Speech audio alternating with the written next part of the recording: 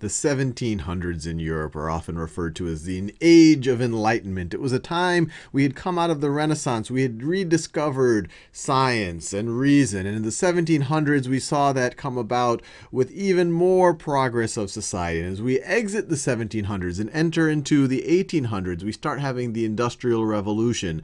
And people saw the steady march of human reason, of human progress.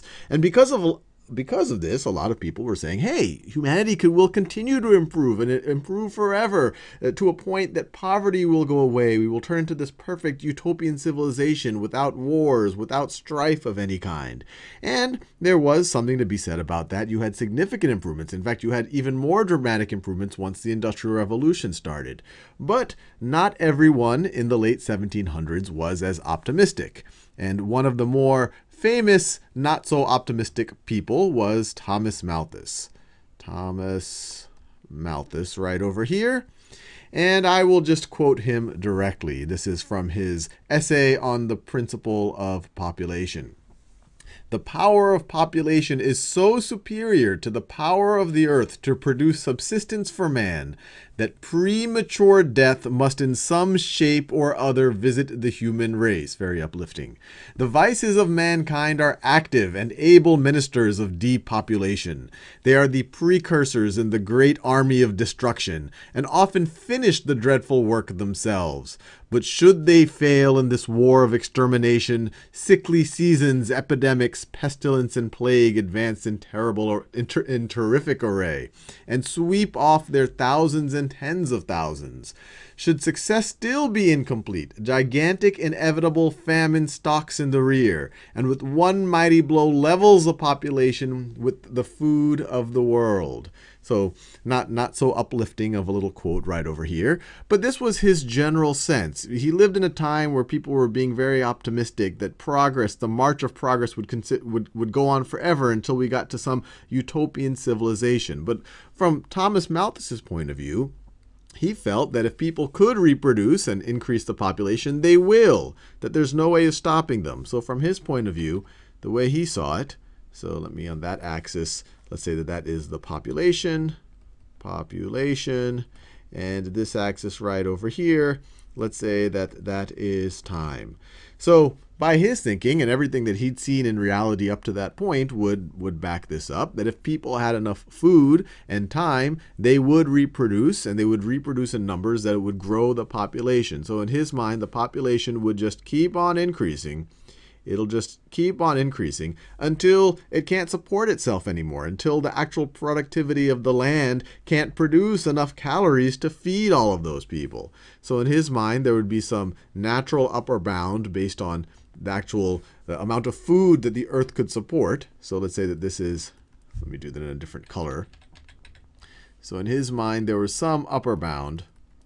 There was some upper bound. And once you get to that upper bound, then all of a sudden the vices of mankind will show up. And if those don't start killing people, then all of these other things will. Epidemics, pestilence, plague, and then famine. People are actually starving to death. So in his mind, once you got to this level, maybe you had a couple of good crops, people are feeling good about themselves, they overpopulate, but then all of a sudden you have a bad crop. Or because you have a bad crop, people start fighting over resources and wars happen. Or maybe the population is so dense that a plague develops. And then you have a massive wave of depopulation. And so you would just oscillate around this limit. And this limit some people refer to as a Malthusian limit, but it's just really the limit at which the population can sustain itself. And from Thomas Malthus's point of view, he did recognize that there were technological improvements, especially in things like agriculture, and that this line was moving up. He had seen it in his own lifetime that this line had moved up. But from his point of view, however far you move this line up, the population will always compensate for it and catch up to it and eventually get to these Malthusian eventually get to this limit, and then the same kind of not so positive things that he talks about would actually happen.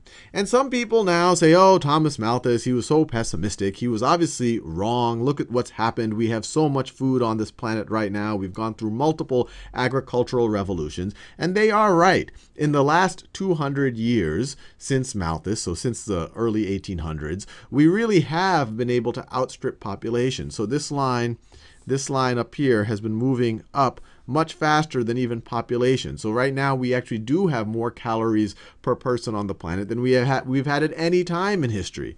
But it's not saying that Thomas Malthus was wrong. It's just saying that he was just a little bit he was a little bit pessimistic in when that limit will be reached.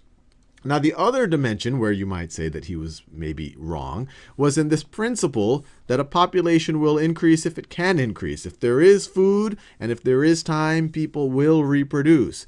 And a good counterpoint to that is what we've now observed in modern developed nations. And so this right over here shows the population growth. I got this from the World Bank, but the population growth of some modern developed nations. And you can see the United States is pretty low, but it's still positive. It's still over 0.5%. But even that adds up when you compound it. But if you look over here, Japan and Germany have less immigration than the United States.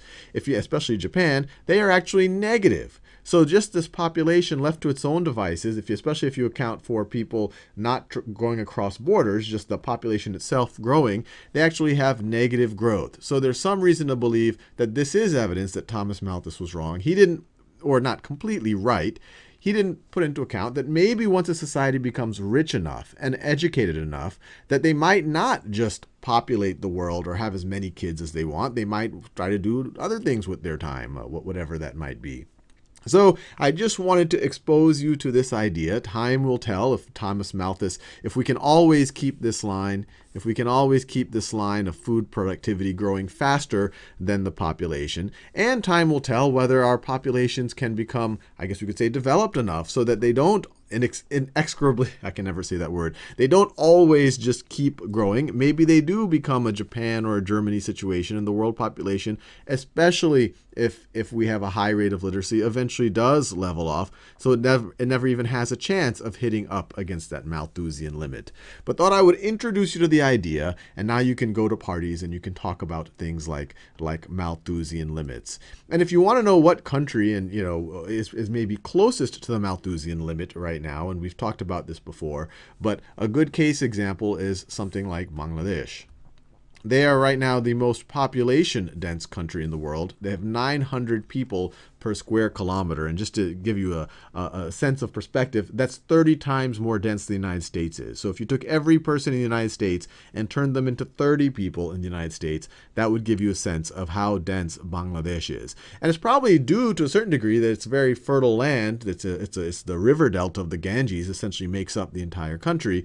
But they've in the past had famines. They've gotten a little bit beyond that, but still you do have major problems with flooding and resources.